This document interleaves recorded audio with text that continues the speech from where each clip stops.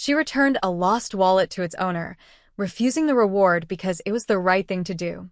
What she didn't know, the man standing before her was a ruthless mafia boss. And her simple act of honesty had just changed both their lives forever. The morning rush at Miller's cafe had finally died down, leaving Rachel with a mess of empty coffee cups and crumpled napkins scattered across mismatched tables. She wiped down the counter with mechanical efficiency, her mind already calculating whether today's earnings would cover both the electric bill and her son's field trip money. It couldn't cover both. It never did. Mom. I can't find my science project. Rachel glanced at the back room where 8-year-old Danny was supposed to be doing homework. Check under the booth, honey. You were working there yesterday. She reached for another table and froze. A black leather wallet sat wedged between the salt shaker and the napkin holder. Expensive leather. The kind that didn't belong in her neighborhood. Rachel picked it up, hoping to find a business card or phone number inside. What she found instead made her stomach drop. Cash. Thick bundles of $100 bills, more money than she'd seen in years. Her fingers trembled slightly as she counted. Had to be at least $10,000. Beneath the cash, she found an ID card with a photo of a man in his mid-30s. Sharp jawline, dark eyes that seemed to look through the camera rather than at it. Luca Romano. The address listed was in the financial district, the part of the city where Rachel only went when she had to beg the bank for more time on her loan payments. Danny, grab your backpack. We're closing early. But Mom. Now, baby. 20 minutes later, Rachel stood in front of Romano Tower, a gleaming monstrosity of glass and steel that seemed to pierce the clouds. Her rust-spotted Honda looked criminally out of place in the circular driveway where valets managed Mercedes and Teslas. A security guard stepped forward as she approached the entrance, his hand moving subtly toward his hip. Can I help you? I'm here to see Luca Romano. I have something of his. The guard's expression shifted from bored to alert. Mr. Romano doesn't take walk-ins. Tell him Rachel Miller found his wallet at Miller's Cafe on 5th Street. She held it up, and the guard's eyes widened slightly at the sight of the expensive leather. He spoke into his earpiece, listened, then looked at her with something between surprise and suspicion. 32nd floor. They're expecting you. The elevator ride felt eternal. Danny pressed his face against the glass wall, watching the city shrink beneath them. Mom, why are we so high up? Is this man rich? I think so, baby. Are we gonna be rich too? Rachel's heart clenched. We're gonna be honest. That's better. The elevator doors opened directly into a reception area that screamed wealth, marble floors, abstract art that probably cost more than her cafe, and a receptionist whose suit likely matched Rachel's monthly rent. Ms. Miller? This way, please. She followed the woman down a hallway lined with floor-to-ceiling windows. The city sprawled below like a toy model, and Rachel suddenly felt very small, very out of place, and very aware of the coffee stain on her shirt sleeve. The receptionist opened a door to an office that was less a room and more a statement. Behind a massive desk sat the man from the ID photo, though the picture hadn't captured the intensity of his presence. Luca Romano looked up from a stack of papers, and Rachel felt the weight of his gaze like a physical thing. Ms. Miller, his voice was smooth, controlled. Not warm, but not cold either. Carefully neutral. Apparently, you have something that belongs to me. Rachel stepped forward and placed the wallet on his desk. You left it at my cafe this morning. I wanted to return it. Luca picked up the wallet, checking its contents with practiced efficiency. Something flickered across his face. Surprise, maybe, or suspicion. Everything's here. Of course it is. He studied her for a long moment, and Rachel forced herself not to look away. She'd learned years ago that looking away meant weakness, and weak people got stepped on. Most people would have kept the cash, Luca said finally.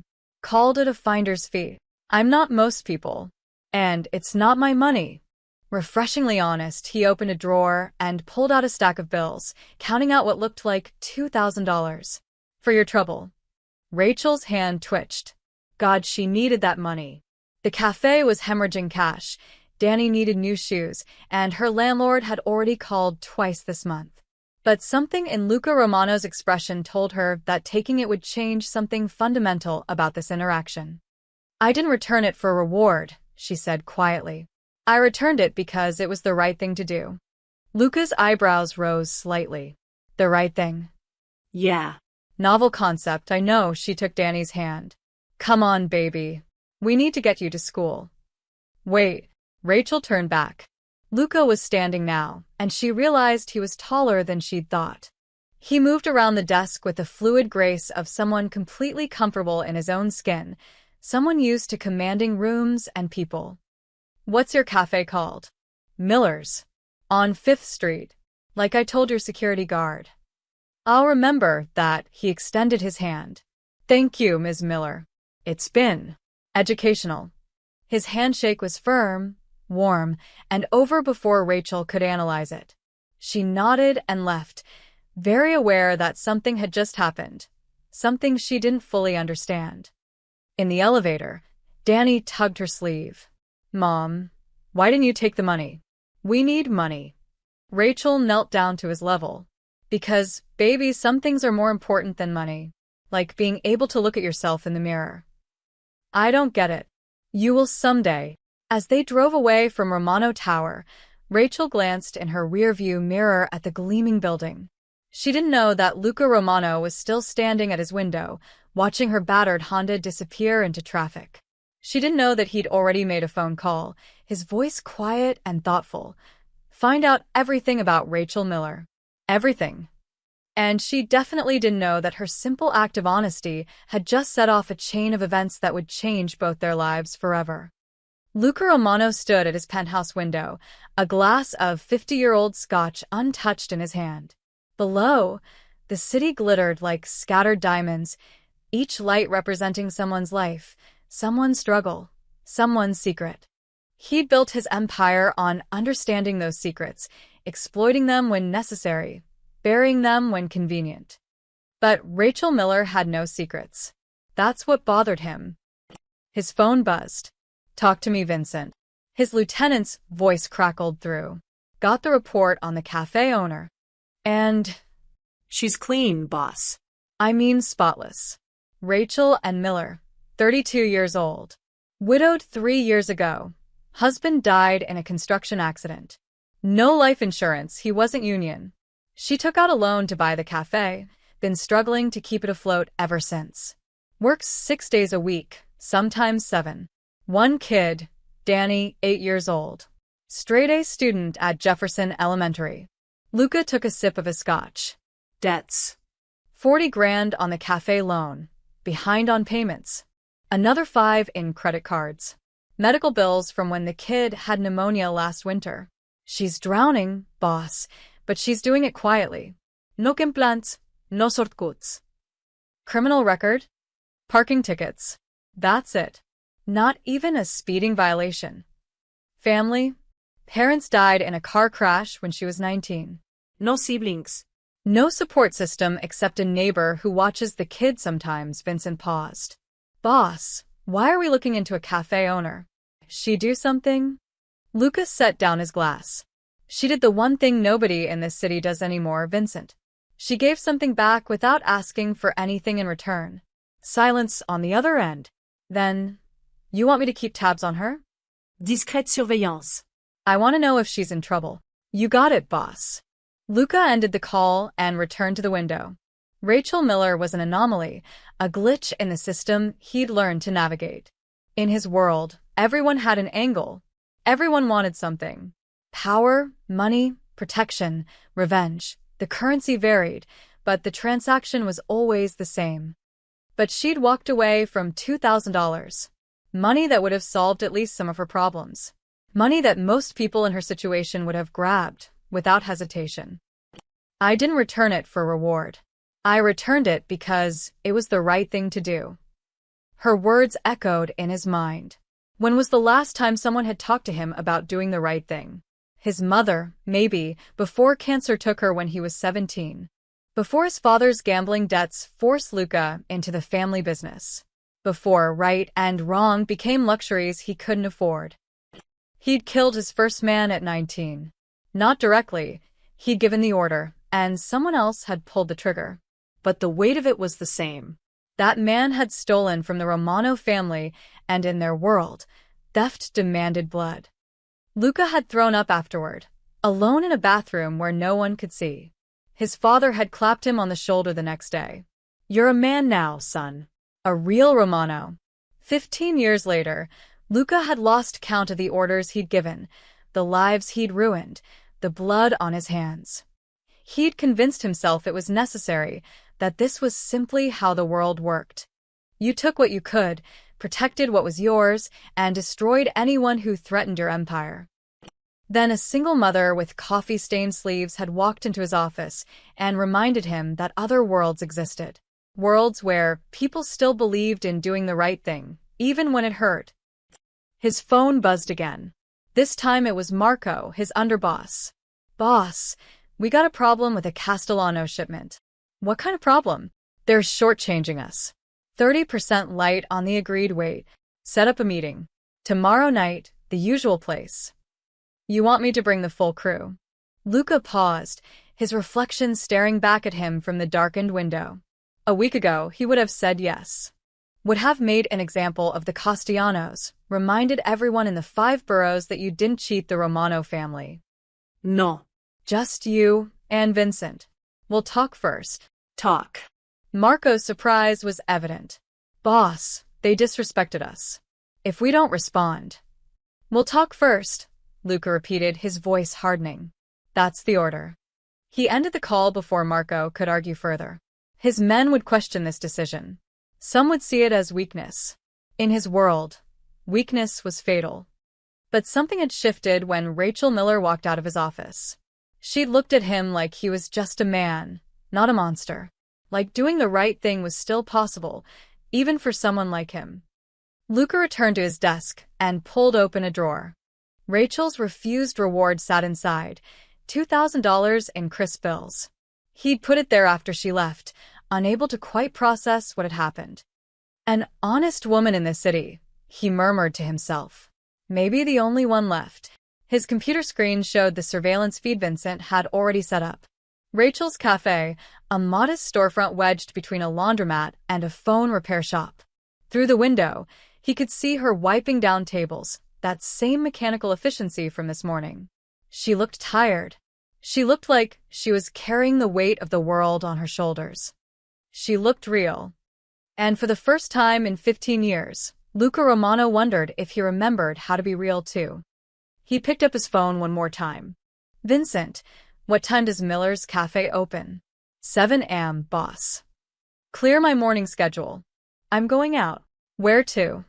Luca smiled slightly. "To get a cup of coffee." Rachel had just flipped the cafe's sign to open when she noticed the man standing outside. He wore jeans and a dark Henley instead of the expensive suit from yesterday, but there was no mistaking those eyes. Luca Romano studied her cafe like he was memorizing every detail. The chipped paint on the window frame, the faded awning, the crooked Miller's sign that she kept meaning to fix. Her heart did an uncomfortable flip. Men like him didn't come to neighborhoods like this without a reason, and reasons usually meant trouble. The bell chimed as he entered. "Good morning, Ms. Miller." "Mr. Romano." Rachel wiped her hands on her apron, forcing her voice to stay steady. "This is a surprise. I was in the area. Thought I'd try your coffee." He slid onto a stool at the counter, moving with that same fluid grace from yesterday. Without the suit and the office, he looked younger, more human. It made him somehow more intimidating. "Just coffee. Black." No sugar. "Of course." Rachel poured from the fresh pot, hyper-aware of her hands, of the ancient coffee maker that wheezed and sputtered, of the cracked tile behind the counter that she'd been meaning to replace for 6 months. Everything about her cafe suddenly felt shabby, exposed under his quiet scrutiny. She set the cup in front of him. $2.50. Luca wrapped his hands around the mug, and Rachel noticed his knuckles, scarred, like he'd spent years hitting things. Or people. He took a sip, and something shifted in his expression. Surprise, maybe. "This is good." "Don't sound so shocked." A hint of a smile. I've had a lot of bad coffee. Well, coffee's the one thing I don't cut corners on. Rachel grabbed a cloth and started wiping down the already clean counter, needing something to do with her hands. Even when I probably should. The morning quiet settled between them, broken only by the hiss of the coffee maker and distant traffic. Rachel could feel him watching her, not threatening, exactly, but intense. Like he was trying to solve a puzzle she didn't know she represented. The bell chimed again. Mrs. Chen shuffled in, her usual Tuesday morning routine. Rachel, dear. My regular, please. Coming right up, Mrs. Chen. Rachel moved into the familiar rhythm of work, coffee with cream and 2 sugars, a blueberry muffin warmed for exactly 20 seconds. Mrs. Chen settled at her favorite table by the window, pulling out her crossword puzzle. You know all your customers, Luca observed. It's a small place. You get to know people. Rachel rang up the order, then started prepping for the breakfast rush that would begin in about 20 minutes. Mrs. Chen's been coming here since before I owned it. Her husband too before he passed. She does the Tuesday crossword here because it was their thing together. That's... Luca paused, seeming to search for the word. Nice. It's life, Mr. Romano. Small, ordinary life. Rachel cracked eggs into a bowl, whisking them with practiced efficiency. The kind where people matter more than profit margins. Is that a dig at me? I don't know you well enough to dig at you, she glanced at him. Doi. Their eyes met, and Rachel felt something electric pass between them. A recognition, maybe. Or a warning. No, Lucas said quietly. You don't know me at all. More customers trickled in. Mr. Patterson with his newspaper. The Rodriguez twins grabbing coffee before their construction shift. Young Sarah from the bookstore next door. Rachel greeted each one by name, took orders without needing to write them down, asked about kids and jobs and lives. Luca watched it all with that same intense focus. He'd barely touched his coffee, she realized. He was here for something else, though she couldn't figure out what. Finally, the morning rush ebbed. Rachel refilled his cup without asking. You didn't have to do that. Coffee's cheap. Especially for paying customers. She leaned against the counter, studying him properly now. Why are you really here, Mr. Romano? Luca. Okay. Luca, the name felt strange on her tongue. Too intimate. Why are you really here?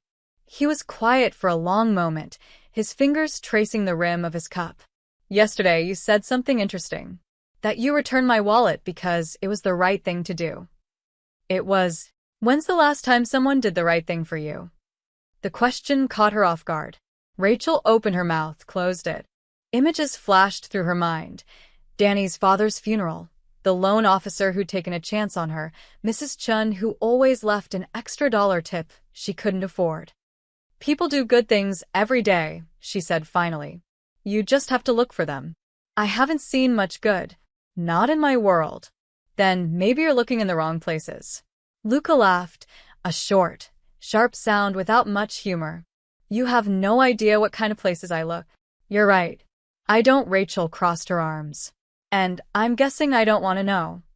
Probably not. The silence that followed felt heavier than before. Rachel should have been intimidated. This man clearly operated in circles she couldn't imagine, wielded power she couldn't comprehend. But something in his eyes looked almost lost. Like he'd wandered so far into darkness that he'd forgotten what light looked like. Look, she said gently. I'm glad you like the coffee.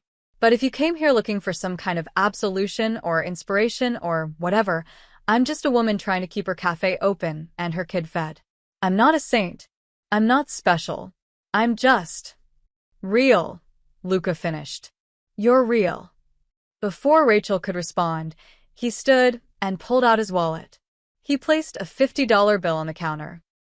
That's too much. Consider it a tip. For the coffee. And the conversation. He walked toward the door, then paused. Your son. Danny. He's a good kid? Rachel's protective instincts flared. How do you know my son's name? You mentioned him yesterday. Luca's expression was unreadable. He's lucky to have a mother like you. Then he was gone, the bell chiming his exit. Rachel stared at the $50 bill, her heart pounding. She should have been relieved. Instead, she felt something close to dread. Because men like Luca Romano didn't visit small cafes without reason. And whatever his reason was, Rachel suspected her quiet, ordinary life had just become a lot more complicated. The warehouse on the docks smelled like salt, rust, and old blood. Luca stood in the center of the cavernous space, hands in his pockets, watching two of his enforcers drag a man named Tony Castellano to his knees. Tony's face was already swelling, one eye nearly shut. "Boss," Vincent said quietly beside him. He skimmed 30 grand from the shipment. Split it with his cousin. We got the cousin in the car outside. Marco cracked his knuckles, eager. Want me to make an example? Send the bodies to his uncle as a message. Luca looked at Tony, who was crying now, begging. The old Luca, the one from last week, would have nodded. Would have let Marco do what Marco did best. Would have reminded everyone in the 5 boroughs that stealing from the Romano family meant death. But he kept hearing Rachel's voice. People do good things every day. You just have to look for them. How old are you, Tony? Luca asked. Tony blinked through his tears. T23, Mr. Romano. You got family? Besides your idiot cousin? A sister. She's got MS. Can't work. The medical bills are killing us, and I thought. You thought stealing from me was smarter than asking for help. I'm sorry. Please, Mr. Romano. Please. I'll pay it back. Every cent. Just don't. Luca held up a hand. The warehouse went silent. Even the distant sound of water lapping against the docks seemed to hold its breath. Here's what's going to happen, Luca said, his voice carrying through the space. You're going to pay back what you stole. 50% of your cut every week until the debt's clear. You're also going to give me the name of the clinic treating your sister. Tony's face twisted in confusion. What? The clinic? Where is it? St. Mary's. On Lexington. But I don't. I'll make sure her bills are covered. Consider it a loan. You'll pay that back too, but interest-free. Take you about 3 years if you're smart with money. Luca stepped closer. But if you ever steal from me again, Tony, I won't be this generous. Understand? Tony nodded frantically, unable to speak. Get him out of here, Luca told Vincent. And get his sister's account information. I want those medical bills handled by tomorrow. Marco stepped forward after Tony was dragged away, his face a mask of disbelief. Boss, what the hell is that? That was business. That was soft. Marco's voice rose. 3 years? You should have. I should have what, Marco? Luca's tone dropped to something dangerous. Killed a 23-year-old kid because he was desperate? Put a bullet in him because he loves his sister? Yes. That's how this works. That's how it's always worked. You show mercy and everyone thinks they can steal from us. Or, Luca said quietly, they learn that loyalty is earned, not beaten into people. Marco stared at him like he'd grown a second head. You've changed. Ever since that cafe woman. Careful, Marco. The warning in Luca's voice was clear. Marco backed down, but the damage was done. The seed was planted. Vincent waited until Marco stormed off before speaking. He's not wrong, boss. The men are talking. They're saying you've gone soft. Let them talk. Luca, Vincent rarely used his first name. When he did, it meant something serious. This world doesn't forgive weakness. You know that better than anyone. Your own father. My father died in a pool of his own blood because he thought violence solved everything. Luca's jaw tightened. I watched the Moretti family put 3 bullets in him over a perceived insult. Over words, Vincent. Is that the legacy I want? It's the legacy you inherited. Then maybe it's time to write a new one? Vincent studied him for a long moment. This woman, Rachel, she really got to you, didn't she? Luca thought about the cafe that morning. The way Rachel had moved through her small world with purpose and grace. The way she knew every customer's name, their stories, their struggles. The way she'd looked at him, not with fear or calculation, but with honest curiosity. She reminded me that other ways of living exist, Lucas said finally. Ways that don't involve warehouses and blood and bodies. You can't just walk away from this life. You know that. I'm not walking away. I'm changing the rules. The other families won't accept that. Then they'll have to adjust. That evening, Luca called a meeting with his capos, the 5 men who ran his operations across the city. They gathered in his office, confusion evident on their faces. Emergency meetings usually meant war or expansion. This felt like neither. Gentlemen, Luca began, standing at the window overlooking the city. We're making some changes to how we operate. What kind of changes? Asked Sal Benedetti, his oldest capo. We're reducing our footprint in certain volatile enterprises. I want a full audit of our loan sharking operations. Anyone we've been bleeding dry, I want realistic payment plans drawn up. Anyone who can't pay, we write it off. Stunned silence. Boss, Sal said carefully. That's millions of dollars. It's pocket change compared to our legitimate holdings.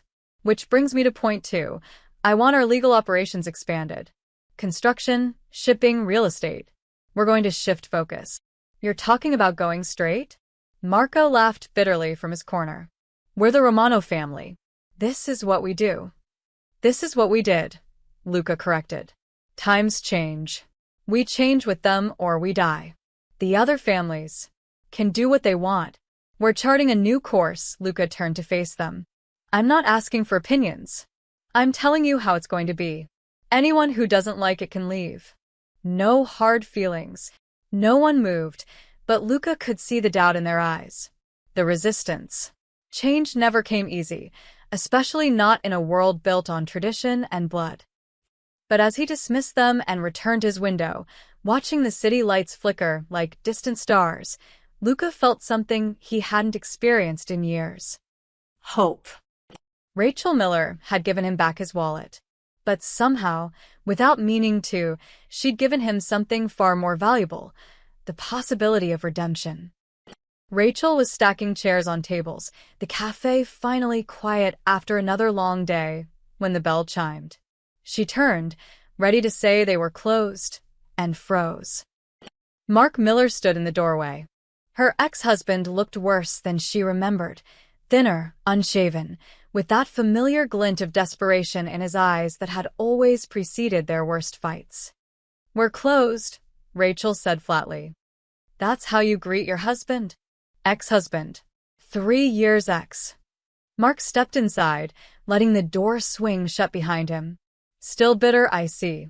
What do you want, Mark? I want to see my son. Rachel's grip tightened on the chair she was holding. You haven't called in 2 years. You missed his last 3 birthdays. You don't get to just show up and...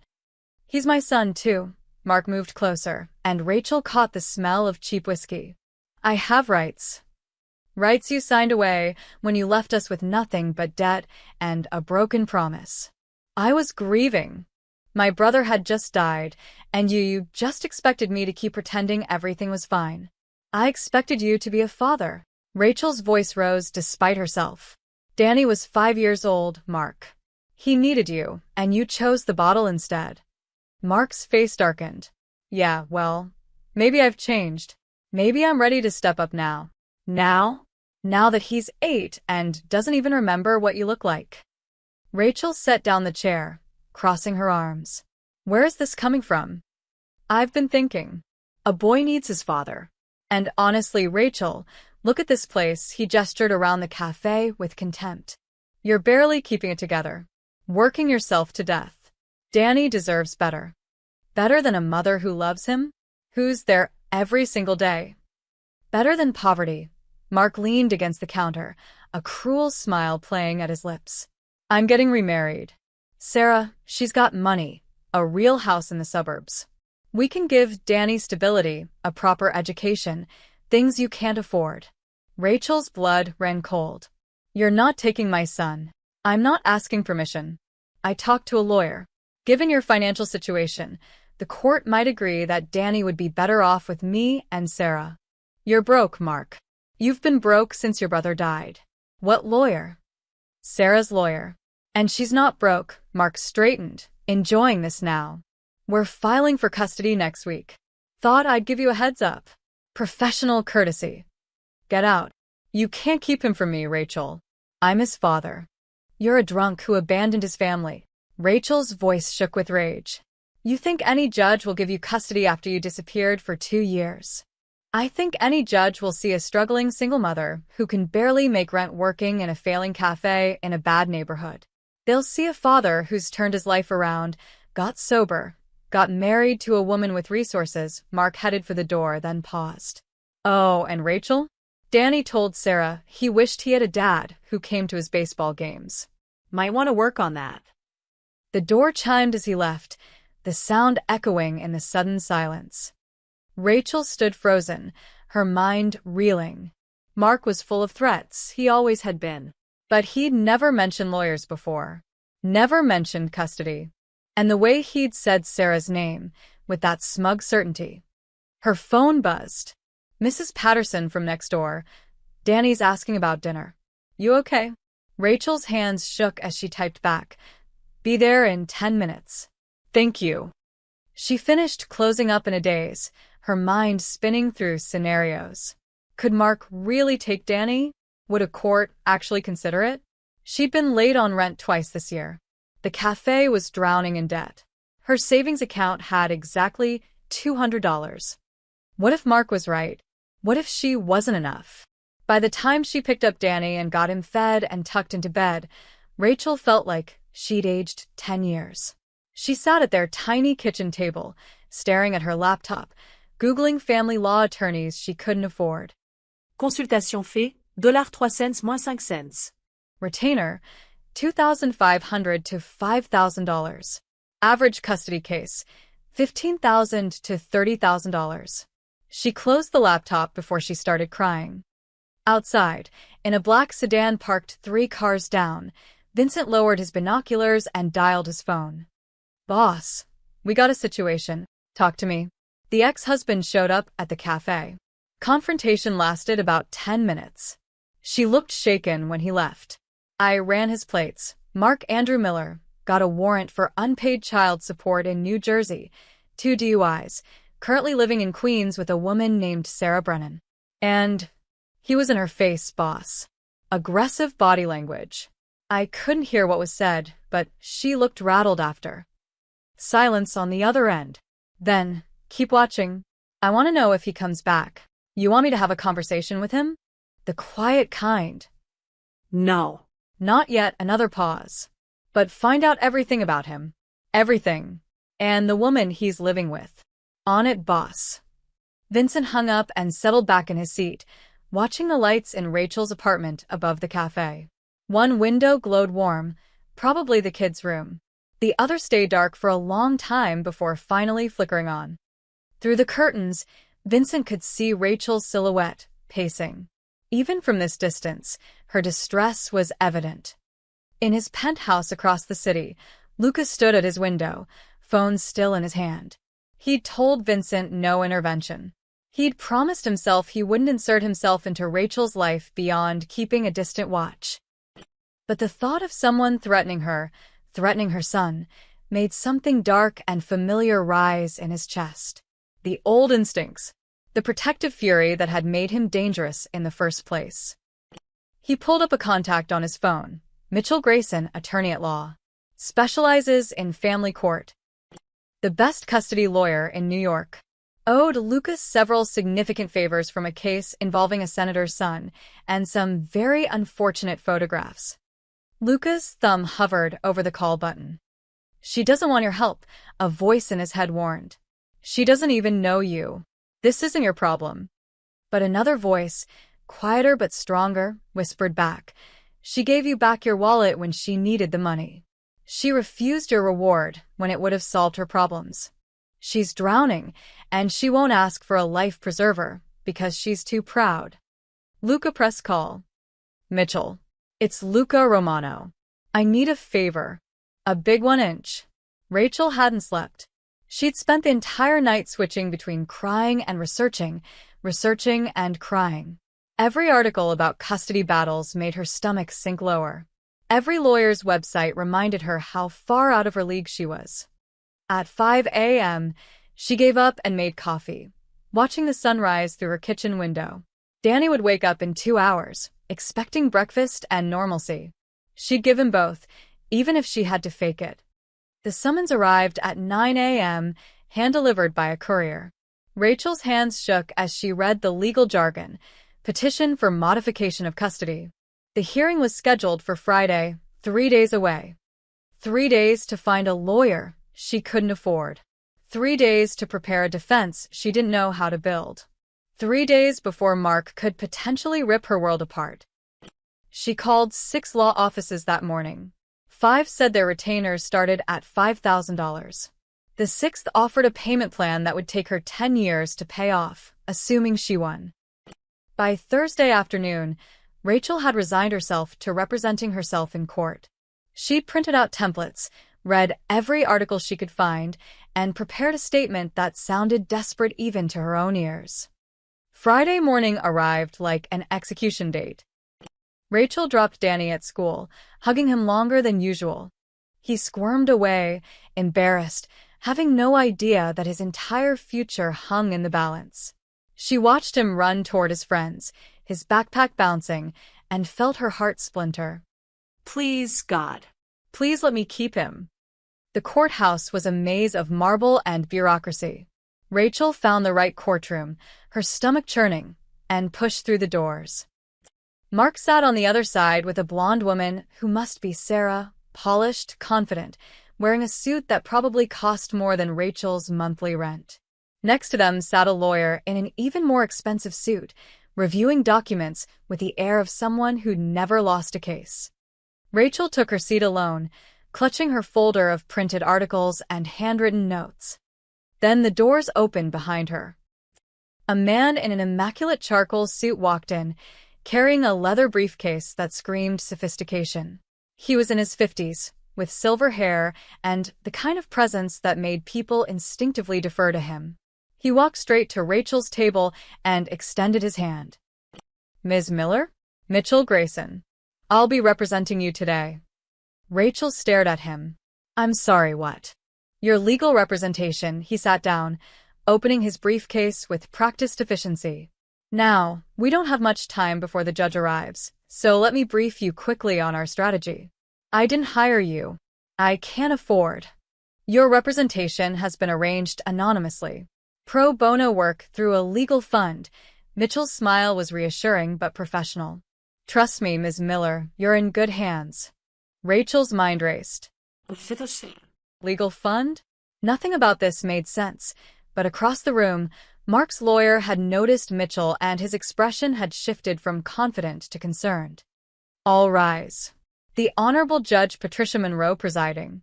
The hearing began, and Rachel quickly realized she was watching a master at work. Mark's lawyer opened with their argument: Rachel's financial instability, her long work hours, the struggling cafe in a questionable neighborhood. He painted a picture of Danny living in poverty while Mark and Sarah could offer private schools, a big house, summer camps. Then Mitchell Grayson stood. "Your Honor," opposing counsel paints an interesting picture. "Let's examine it more closely." He pulled out a document. "Mark Miller has 3 outstanding warrants for unpaid child support in New Jersey, totaling $18,000. He hasn't contributed a single dollar to his son's welfare in 3 years. Mark's lawyer jumped up. "Your Honor, my client was dealing with grief that included 2 DUI arrests." Mitchell continued smoothly, one of which occurred while his son was still an infant. He turned to Mark. "Mr. Miller, where were you on Danny's 6th birthday?" I don't. Let me help. According to these phone records, you were in Atlantic City, at a casino, where you lost $7,000. Mitchell placed the records in front of the judge. "His 7th birthday? Miami. 8th birthday? You sent a text message. Would you like me to read it to the court?" Mark's face had gone pale. Sarah's hand clutched his arm, her confident smile cracking. "Now, regarding Ms. Miller," Mitchell's voice softened.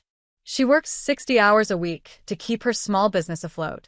She's never missed a parent-teacher conference. Never missed a doctor's appointment. Her son is an A student who describes his mother as the best person in the world. That's from his school essay, which I've submitted as evidence. He turned to face Mark and Sarah directly. Miss Brennan, you're engaged to Mr. Miller, correct? Sarah nodded stiffly. Have you met Danny? Once. Briefly. Once. And, Mr. Miller, how many of Danny's baseball games have you attended? I've been busy. 0. The answer is 0. Mitchell turned back to the judge. Your Honor, this isn't about providing a better life. This is about a father who abandoned his son, attempting to assuage his guilt by disrupting a stable, loving home. The judge reviewed the documents, her expression unreadable. Finally, she looked at Mark.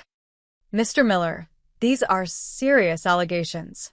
The unpaid child support alone is concerning. Your Honor, I can explain. I'm sure you can. But not today. She closed the folder. Petition denied. Primary custody remains with Ms. Rachel Miller. Mr. Miller, you may petition for supervised visitation once you've addressed these outstanding warrants and completed a substance abuse evaluation. The gavel fell. Rachel sat frozen, unable to process what had just happened. Mark stormed out, Sarah trailing behind him. His lawyer gathered his papers with barely concealed irritation. Mitchell Grayson turned to her with a warm smile. Congratulations, Ms. Miller. I don't understand. Who paid for this? Who? Rachel's eyes widened. Luca Romano. Mitchell's expression remained perfectly neutral. As I said, anonymous donor. Legal fund. Mr. Grayson, please. I need to know. What you need to know, Mitchell said gently, packing his briefcase, is that you won. Your son is safe. Someone believes you deserved a fair fight. Does the rest really matter? He handed her his card. If Mr. Miller causes any more trouble, call me directly. Then he was gone, leaving Rachel alone in the emptying courtroom, her hands shaking with relief and confusion, and something that felt dangerously close to gratitude for a man she barely knew. Rachel stood outside Romano Tower for the second time in 2 weeks, but this visit felt completely different. Last time, she'd been returning something. This time, she was demanding answers. The same security guard from before recognized her immediately. Ms. Miller. Should I announce you? Tell him Rachel Miller is here, and she's not leaving until she talks to him. 5 minutes later, she was in the elevator, rising toward the 30th floor with her heart pounding. Anger and gratitude warred inside her chest, neither one winning. Luca was standing at his window when she entered, hands in his pockets, looking out at the city like he owned it, which she was beginning to suspect he partially did. Ms. Miller, he turned, unsurprised. I was wondering when you'd come. It was you. The lawyer. I don't know what you're talking about. Don't. Rachel's voice was sharp. Don't lie to me. Mitchell Grayson doesn't take pro bono cases. He's one of the most expensive attorneys in New York. And somehow he shows up to represent a broke cafe owner he's never met. Luca studied her for a moment, then gestured to a chair. See. I'll stand. Rachel. How did you know? About Mark, about the custody hearing? Her voice rose. Have you been watching me? The silence that followed was answer enough. Oh my God, Rachel's anger crystallized into something colder. You've been spying on me. Since I returned your wallet, you've had people watching me. Protecting you. I didn't ask for protection. I didn't ask for any of this. She stepped closer. Do you have any idea how violated I feel right now? How wrong this is? You were in trouble. So, you decided to play God? Swoop in and fix my problems without asking? Rachel's hands clenched. I'm not some damsel in distress who needs rescuing, Mr. Romano. I'm a grown woman who can fight her own battles. Could you have afforded Mitchell Grayson? The question hung in the air, brutal in its honesty. That's not the point, Rachel said quietly. That's exactly the point. Your ex-husband was going to take your son because he had money and resources, and you had nothing but love. Tell me that's justice. It's life. And life isn't fair, but that doesn't give you the right to... She stopped, fighting back frustrated tears. Why? Why do you even care? Luca was quiet for a long moment. When he spoke, his voice was softer than she'd ever heard it. Because you gave me back my wallet when you needed that money. Because you refused a reward that would have solved your problems. Because in 15 years of living in a world where everyone takes, you were the first person who gave. So this is what? Repayment. No. This is me trying to remember what it's like to do the right thing. He moved closer, and Rachel fought the urge to step back. You said people do good things every day. That I just need to look for them. Well, I looked. And I found you drowning, and I threw you a life preserver. I'm not sorry for that. Rachel closed her eyes, exhausted. You can't just fix people's lives without permission. I know. And I'm sorry for the surveillance. I'll stop, he paused. But I'm not sorry you kept your son. Despite everything, Rachel felt tears slip down her cheeks. The relief of winning, the violation of being watched, the confusion of owing a debt to a man she didn't understand. It all crashed over her at once. I don't know if I should thank you or slap you, she admitted. Both seem reasonable. A surprised laugh escaped her. She wiped her eyes, suddenly aware of how she must look, running on no sleep, wearing her cafe uniform, crying in a penthouse office. There's something else, Lucas said. He returned to his desk, pulling out a folder. You're good with numbers. I've seen how you manage your cafe, the inventory tracking, the budget management. You're keeping a failing business afloat through pure financial efficiency. Where is this going? I need someone honest to handle my accounts. My books, he set the folder in front of her. Someone who isn't afraid to tell me when something doesn't add up. Rachel opened it, scanning the numbers. Her eyes widened. This is a lot of money. Romano Holdings has diverse interests. Construction, shipping, real estate development. He watched her reaction carefully. Some of those interests exist in legal gray areas. I'm trying to change that, but I need someone I can trust to help me sort through it. You barely know me. I know you returned $10,000 when you were behind on your rent. I know you refused a $2,000 tip. I know you fought for your son, even when you thought you'd lose. Luca leaned against his desk. Trust has to start somewhere. Rachel stared at the numbers, her mind racing. The salary listed would change her life. Pay off the cafe's debts, give Danny everything he needed, let her breathe for the first time in 3 years. But she'd heard the rumors about Luca Romano. Seen the way people moved out of his way, the respect that looked more like fear. She wasn't naive enough to think all his money came from construction and real estate. I can't be part of anything illegal, she said firmly. That's exactly why I'm asking you. I want to move away from the illegal operations. Transition everything to legitimate business. But I need someone who'll actually hold me accountable. And if I find something wrong in these books, something criminal, then you tell me and we fix it. Rachel looked at him, searching for deception. But his eyes were steady, almost hopeful. One condition, she said finally. I do this clean. No lies, no blood, no looking the other way. The moment I think you're pulling me into something wrong, I walk. No arguments, no consequences. Agreed. And no more surveillance. No more secret lawyers. If I need help, I'll ask. Agreed. She took a deep breath. Then I guess I'm working for you. For the first time since she'd met him, Luca Romano smiled. A real smile that reached his eyes and made him look years younger. Welcome to Romano Holdings, Ms. Miller. Rachel shook his extended hand, ignoring the voice in her head screaming that she was making a deal with the devil. But maybe, just maybe, even devils could be redeemed. 3 weeks into her new position, Rachel sat in her office at Romano Holdings, an actual office with windows and a door that closed, surrounded by financial records that made her head spin. And her stomach turn. She'd started with the real estate division, expecting complicated but legal transactions. What she found instead was a labyrinth of shell companies, cash payments with no paper trail, and properties acquired through methods that made her profoundly uncomfortable. Rachel pulled up another file. A construction contract with the city, won through a bid that had somehow eliminated all other competitors. She cross-referenced the dates with campaign donations and felt her suspicions solidify into certainty. "Find something interesting?" She jumped. Luca stood in her doorway, 2 coffee cups in hand. He'd started bringing her coffee every morning, always black, the way she made it at her cafe, and somehow it had become their ritual. "Define interesting," Rachel said, accepting the cup. Luca closed the door and sat across from her. In the past 3 weeks, they'd developed an easy working relationship. He listened when she talked, never dismissed her concerns, and seemed genuinely interested in her insights. It would have been pleasant if not for the growing pile of questionable transactions she kept uncovering. "The Henderson property," Rachel said, turning her laptop toward him.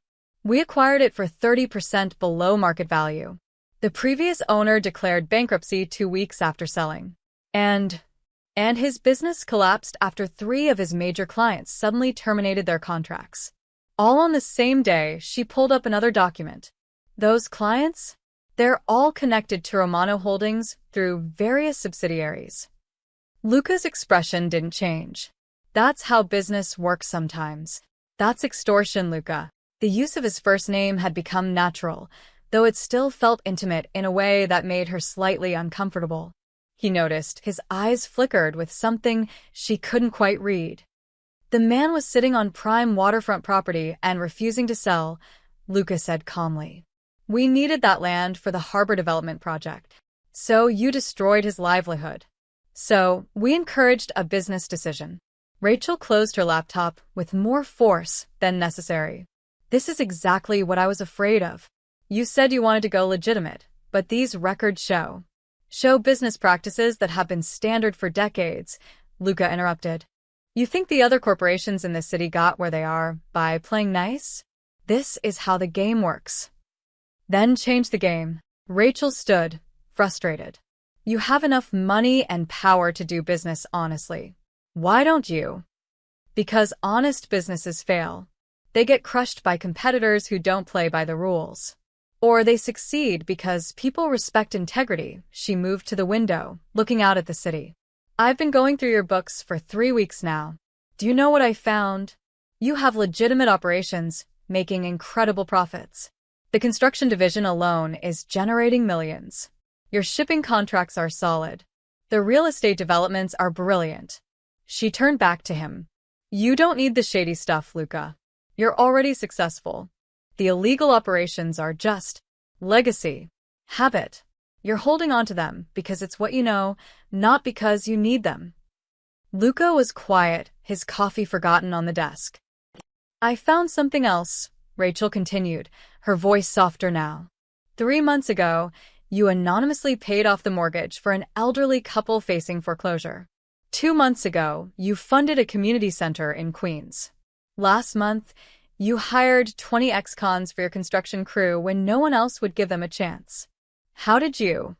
Because I'm good at my job. And because you try to hide it, which tells me you knew those were the right things to do." Rachel sat back down. "You're not the Ruthless Mafia boss everyone thinks you are. Not anymore. Maybe you were once, but that man wouldn't have helped Tony Castellano with his sister's medical bills. That man wouldn't have saved my son." Luca's jaw tightened. "You don't know what I've done. The things I'm responsible for." "You're right. I don't. But I know who you're trying to become." She pulled up a new document on her laptop. "I've spent the last week creating a plan. A real plan for transitioning Romano Holdings into a completely legitimate operation." She turned the screen toward him. "It'll take 18 months.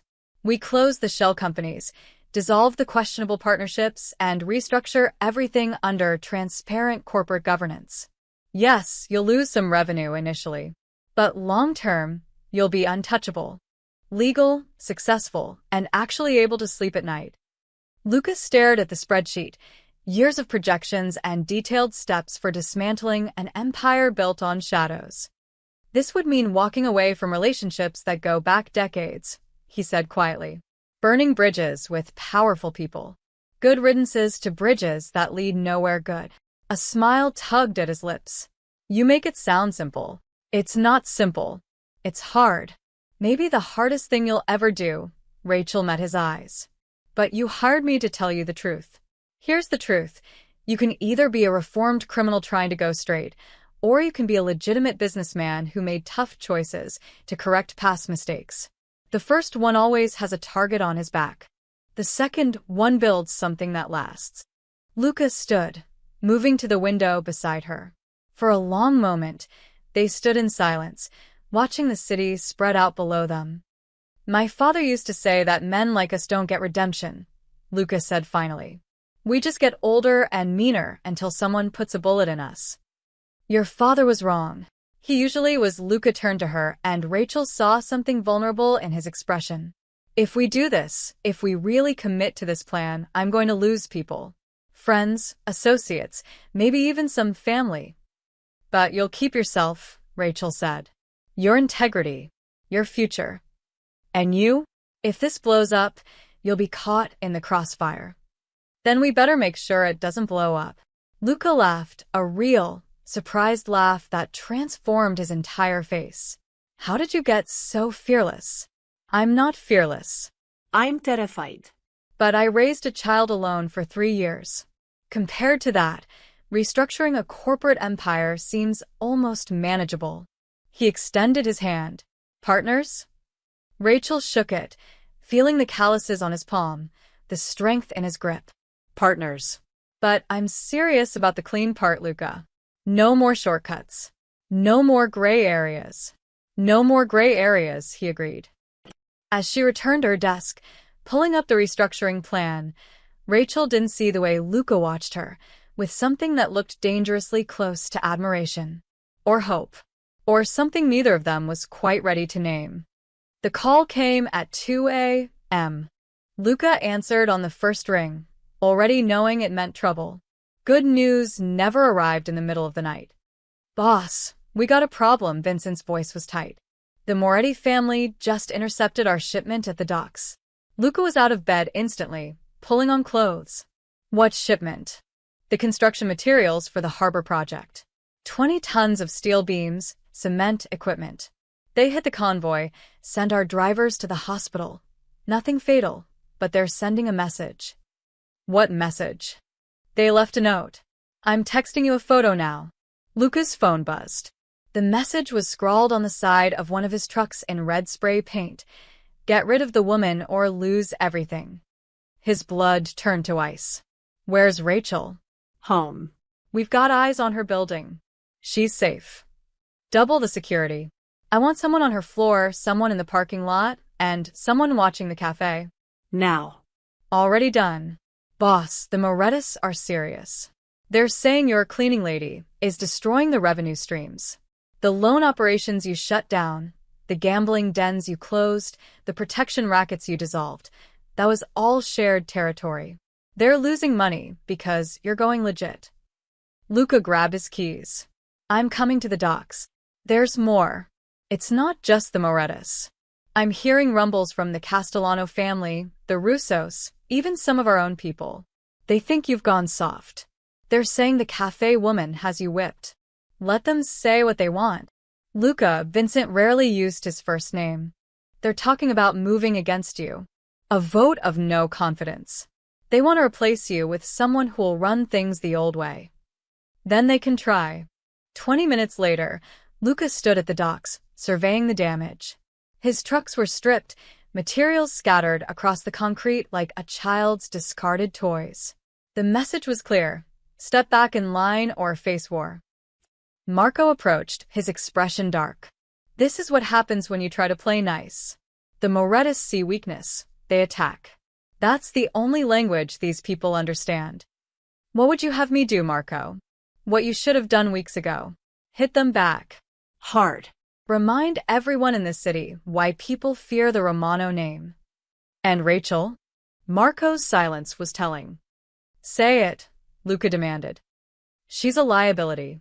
She's costing you money, respect, and now she's painting a target on your back. You want my honest opinion? Pay her off, send her away, and get back to business. No. Boss. I said no. Luca's voice dropped to something dangerous. Rachel Miller is under my protection. Anyone who touches her answers to me. Make sure that message reaches the Morettas, the Castellanos, and anyone else who's forgotten who they're dealing with. You're choosing her over the family? I'm choosing the future over the past. Luca turned to face his assembled men, capos, enforcers, soldiers who'd followed him for years. I'm done with the old ways. We're going legitimate, and anyone who doesn't like it can walk right now. No hard feelings. No one moved, but Luca could feel the resistance, the doubt radiating from them. The Morettas think I've gone soft, Luca continued. They think because I'm not burning down buildings and breaking legs anymore, I've lost my edge. Let me be clear. I'm offering peace, not surrender. There's a difference. And if they don't accept peace? Vincent asked. Then we remind them why peace was a good idea. The meeting with the Morettas was arranged for the following night at a neutral location, an old restaurant that had served as a meeting ground for the 5 families for decades. Luca arrived with Vincent and Marco, leaving his other men outside as tradition demanded. Don Moretti sat at the head of the table, a man in his 60s with cold eyes and colder hands. His 2 sons flanked him, both eager for violence. Luca Romano, the Don said. You've caused quite a disruption. I've restructured my business operations. That's my right. Your restructuring is costing the rest of us millions. The loan operations brought steady income. The gambling and protection, those were shared territories. You don't get to just walk away. I just did. The younger son, Tony Moretti, slammed his hand on the table. You're destroying the infrastructure our fathers built. And for what? Some woman. Careful, Luca said softly. Everyone knows she's got you wrapped around her finger. The great Luca Romano, brought to his knees by a cafe owner, Tony leaned forward. Get rid of her, go back to business as usual, and we forget the disrespect. Or we remove the problem ourselves. The threat hung in the air like gun smoke. Luca stood slowly, his chair scraping against the floor. When he spoke, his voice carried the weight of every violent year that had built his reputation. Let me make this perfectly clear. Rachel Miller is off limits. Her son is off limits. Her cafe is off limits. Anyone who touches her, looks at her wrong, or even drives past her building with ill intent will answer to me personally. He placed both hands on the table, leaning toward the Morettas. And I promise you, the man you knew, the one who built this empire on fear and blood, he's not gone. He's just trying to be better. But if you force my hand, I will burn every bridge in the city. I will dismantle your operations piece by piece. I will make you wish you'd accepted my peace. Don Moretti's eyes narrowed. You threaten the 5 families over one woman. No. I'm drawing a line in the sand over principle. The old ways are dying. I'm offering a path forward. But if you want war instead, Luca straightened. I've never lost a war. There's always a first time. Then I guess we'll find out. Luca headed for the door, then paused. You have 48 hours to decide. Peace or war. Choose wisely. As they left the restaurant, Marco muttered, You just declared war on the 5 families. No, Luca corrected. I offered peace. They're the ones choosing war. Vincent pulled up the car. What now? Luca checked his phone. A text from his security team. R. Miller safe. No movement near her location. Now we prepare. If they want the old Luca Romano, they're about to remember why that's a bad idea. Rachel locked the cafe's front door, exhaustion settling into her bones. It had been a brutal day. The espresso machine had broken, she'd burned a batch of muffins, and 3 regulars had complained about the price increase she'd been forced to implement. Danny was at a sleepover, which meant she could actually go home and collapse without having to pretend everything was fine. She didn't notice the black sedan parked across the street. Didn't see the 2 men watching her from the shadows. The parking lot behind the cafe was poorly lit, something she'd been meaning to fix but couldn't afford. Rachel fumbled with her keys, her mind already on the hot bath waiting at home. Rachel Miller? She spun around. 2 men in dark clothing, faces obscured by masks, stood between her and her car. Every instinct screamed danger. Who are you? She backed toward the cafe door, hand searching for her keys. Someone wants you to disappear. The taller one pulled out a gun. Rachel's world narrowed to that single point of metal glinting in the streetlight. She'd never seen a real gun pointed at her before. It was smaller than she'd imagined. More terrifying. Please, she heard herself say. I have a son. Should have thought of that before you started messing with things that don't concern you. The shorter man moved forward. Rachel threw her purse at him, a desperate, useless gesture, and tried to run. She made it 3 steps before he grabbed her arm, yanking her back with brutal force. Then, everything exploded into chaos. A car engine roared. Tires squealed. Suddenly, there were more men, 4 of them, appearing from nowhere. Vincent, she recognized him from Romano Holdings. The others were Luca's security team. Get down, Vincent shouted at her. Rachel dropped to the ground as fists started flying. The masked man holding her released his grip to face the new threat. She crawled toward her cafe door, her hands shaking so badly she couldn't get the key in the lock. A gunshot cracked through the air.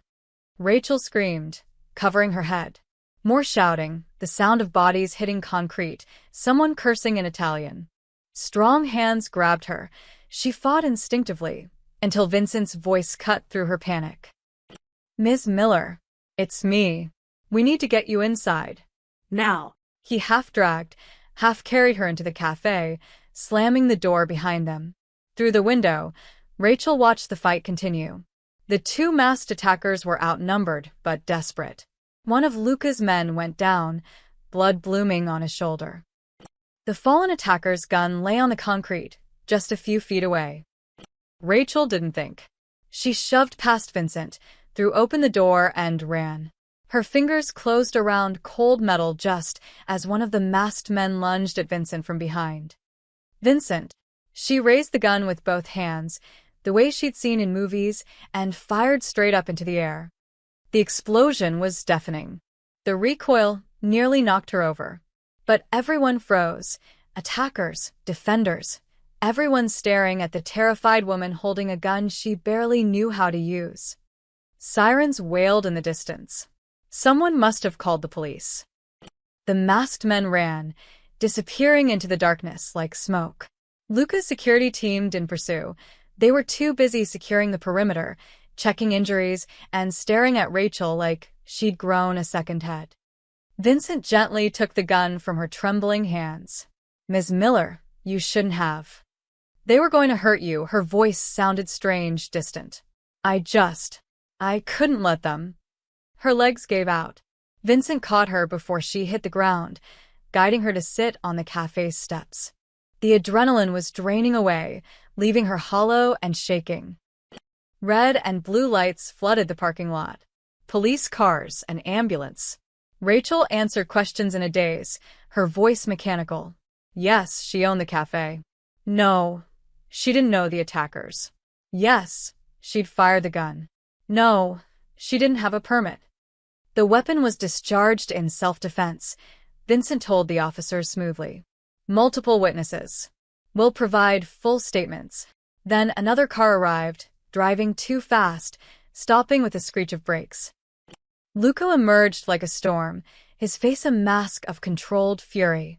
He scanned the scene, his injured man being loaded into an ambulance, the police securing the area, and finally, Rachel sitting on the steps wrapped in a shock blanket.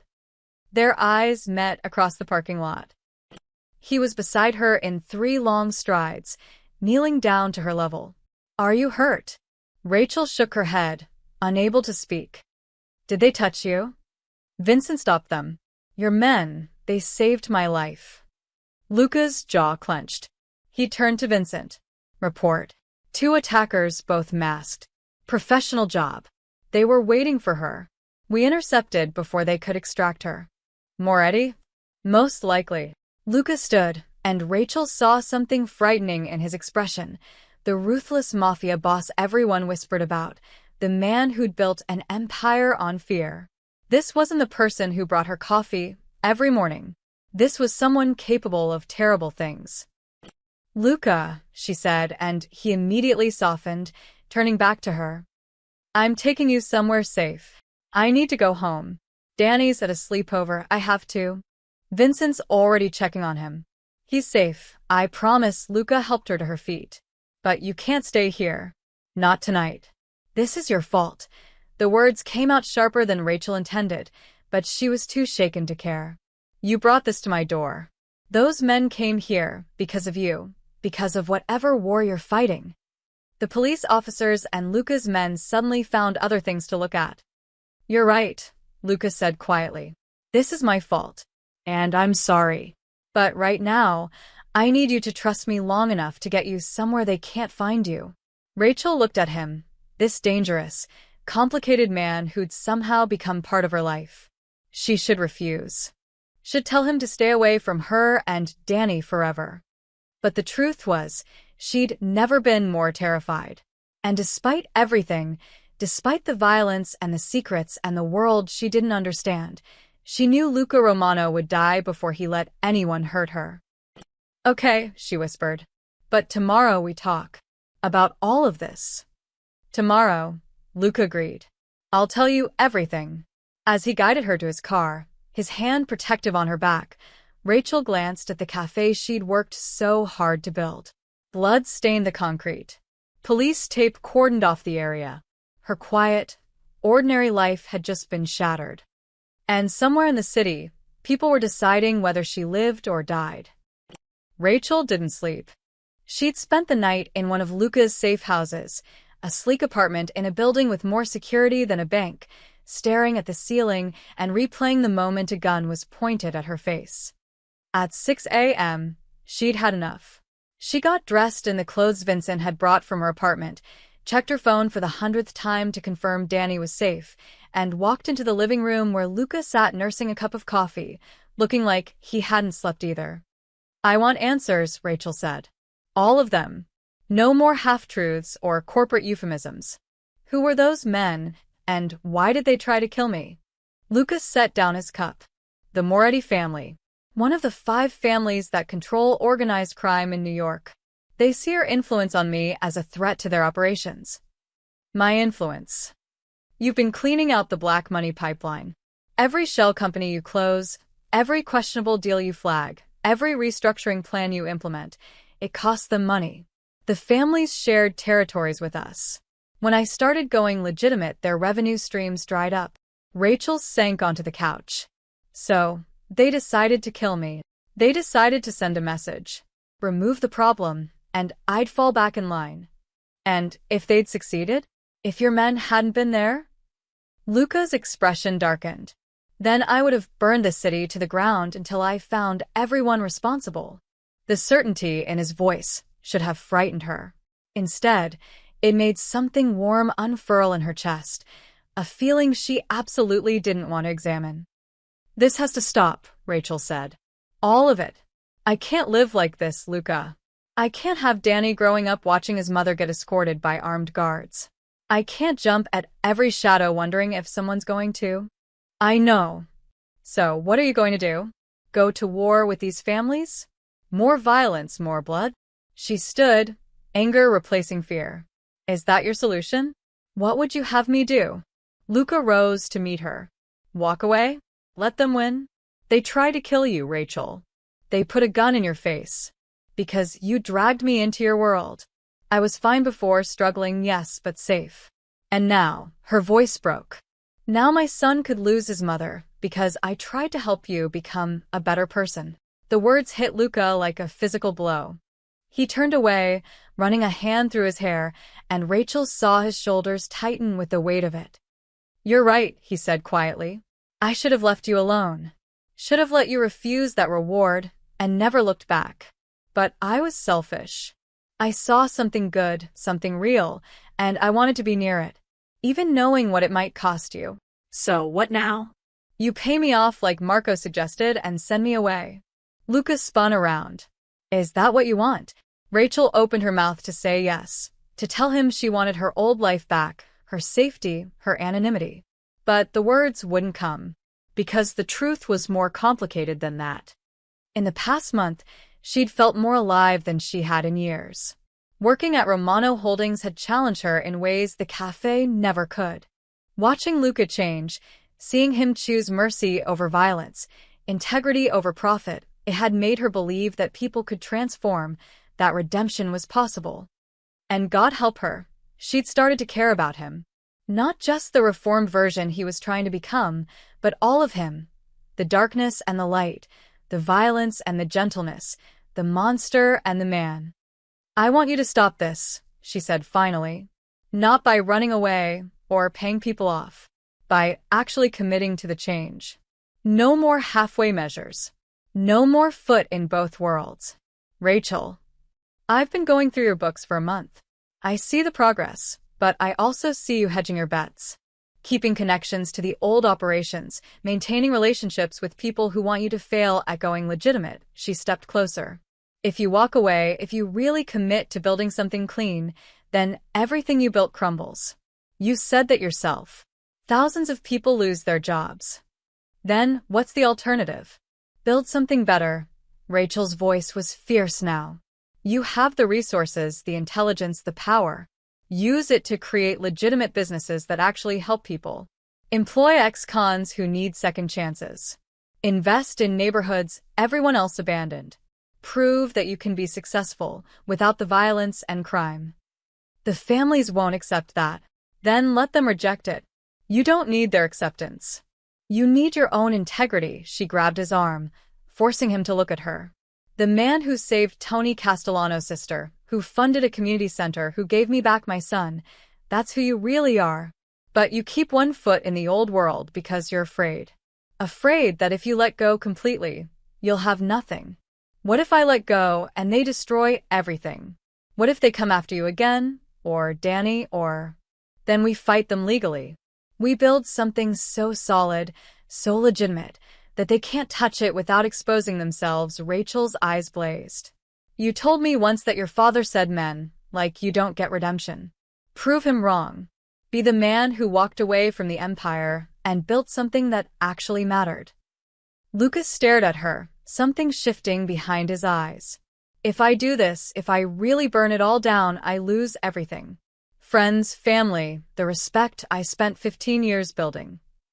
But you keep yourself, your soul, your future. She softened her voice. And maybe, just maybe, you get to be the kind of man who sleeps at night. The silence stretched between them, heavy with possibility and risk. Finally, Luca pulled out his phone. Get me Marco, Vincent, and all the capos. Conference room. 1 hour. What are you going to do? Something I should have done the moment you walked into my office. He met her eyes. I'm going to choose a side. An hour later, Rachel watched through the glass wall as Luca faced his assembled lieutenants. She couldn't hear the words, but she could see the reactions: shock, anger, disbelief. Marco stood and shouted something. 2 other capos walked out. But Luca didn't waver. He stood straight, resolute, as he dismantled everything his father had built. When he emerged 30 minutes later, he looked exhausted but lighter somehow. Unburdened. It's done, he said.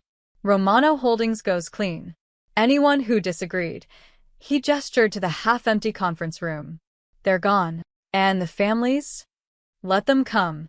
We'll be ready. But we fight them in courtrooms now, not warehouses. Rachel took his hand, squeezing it. This is the right choice. I hope you're right, Luca said. Because I just bet everything on you being right. Rachel walked through Romano Tower like she owned the place, which, in a way, she partially did. The restructuring had been brutal, exhausting, and occasionally terrifying, but they'd done it. Romano Holdings was clean. She carried a stack of quarterly reports that showed exactly how clean. Construction contracts secured through legitimate bids. Shipping operations fully transparent and federally compliant. Real estate developments that actually revitalized neighborhoods instead of exploiting them. The company had taken a financial hit initially, about 30% revenue loss, when they'd cut ties with the underworld. But they'd recovered faster than anyone expected.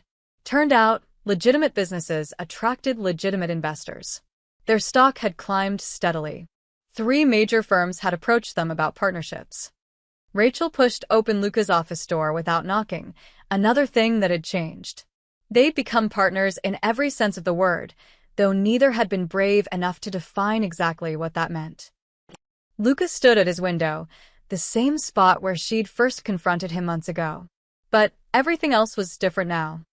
The harbor development project broke ground this morning, he said without turning around. No Moretti interference. No threats.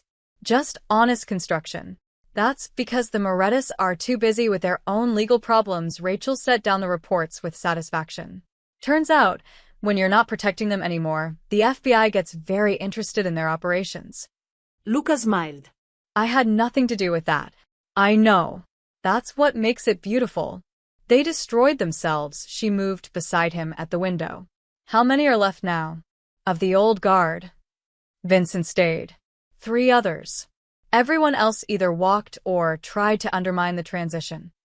And Marco. Last I heard, he's working for the Castellanos. Probably telling them all about how I've gone soft. Luca's voice held no bitterness, only acceptance. Rachel studied his reflection in the glass. He looked different than the man she'd met 4 months ago, still powerful, still intense, but the hardness around his eyes had softened. He smiled more, laughed occasionally, looked like someone who actually slept at night. Danny asked about you yesterday, she said. Luca turned to her, interested. Yeah. He wanted to know if you were going to come to his baseball game on Saturday. Rachel watched his reaction carefully. I told him I'd ask. I'd like that. They'd been careful around Danny, Luca keeping his distance, Rachel not wanting to confuse her son about who this man was in their lives. But Danny had noticed anyway, the way kids always do. Had started asking why Mr. Romano brought his mom coffee every morning, why he made her smile in a way she hadn't smiled in years. There's something else, Rachel said. She reached into her bag and pulled out a familiar black leather wallet, the same one that had started everything. She'd kept it all these months, waiting for the right moment. She placed it on his desk. Luca picked it up, confused. My wallet? I thought I'd lost this. You gave it to me, the day you hired me. Said I should hold on to it as collateral, to make sure you kept your promises. That wasn't exactly true, but Rachel had decided months ago that sometimes the story was more important than the facts. You gave up everything to go clean. The illegal operations, the protection rackets, most of your inner circle. You rebuilt this company from the ground up. She moved closer. You kept your promise. Now, let's build something that actually matters. Luca set down the wallet, his eyes locked on hers. We already have. I mean something more. Rachel pulled up documents on her phone. I've been doing research. There are 15 abandoned properties in my neighborhood. We could buy them, renovate them, create affordable housing and small business incubators. Real urban renewal, not the kind that pushes people out. That's a massive investment. You told me once you wanted to do something that mattered. This matters. This changes lives.